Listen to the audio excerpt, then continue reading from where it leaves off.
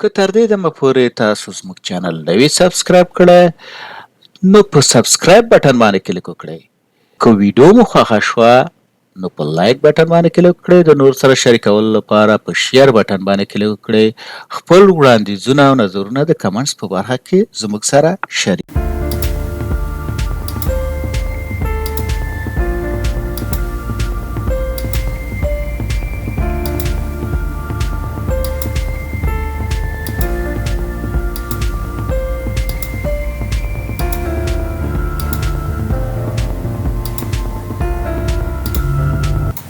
په انرجن باندې کار کوو. راځو لیفت جاین ته چې لیفت جاین کې موږ څنګه کار کوو. اوس که راځم دلته او کوئري ډیزاین ته راځم چې مثال ډیزاین حالت کې ورته وایم چې A مثال دا پکې وراچوم او بیا B مثال B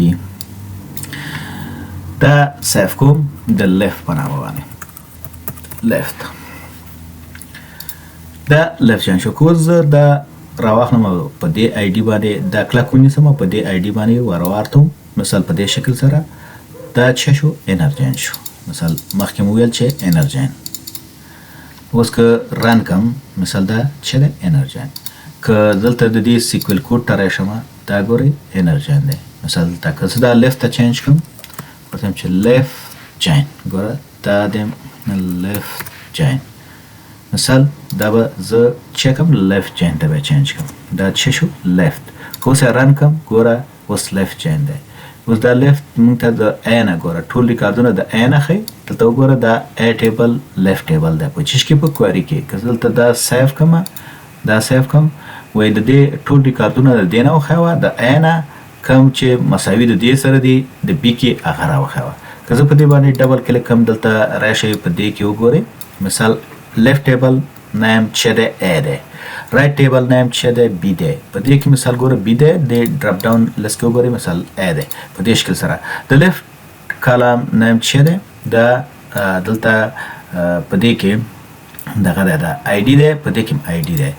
دلته چې دی په انرجن کې که زه دا چینج کړم انرجن ته دې ته او کې کما په انرجن کې وایي only include rows where the giant fields from both tables are equal. مثال په دواړه کې چې ایکوال وي ګوره مساوي د دلته موږ دواړه فیلډونو کې سره مچ کړي یا مساوي وي. که زه دا اوکې کړم دا به زه سیف کړم او بیا به ویو مثال ګوره یو دوه مثال دا په دې کې مچ کوي. که زه دلته وګورم دې کې بیا مختلف دغه دی په ا کې جدا دي په بي کې جدا دي.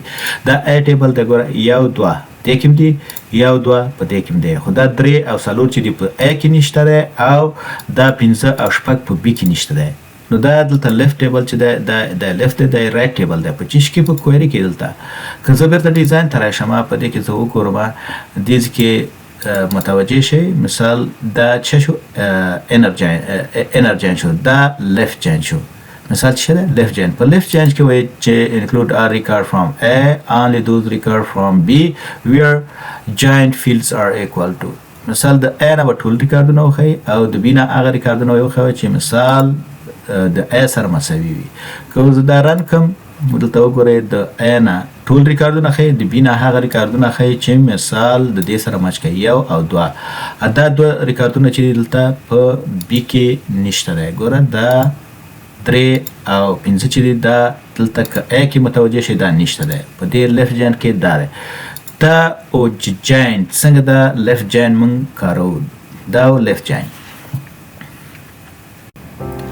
مننه چې تر دې دمه زما سره وایي. دا ویډیو هم د نور ملګرو سره هم شریکه کړئ چې تر څو هغوی هم ترېنه ګټه پورته کړي.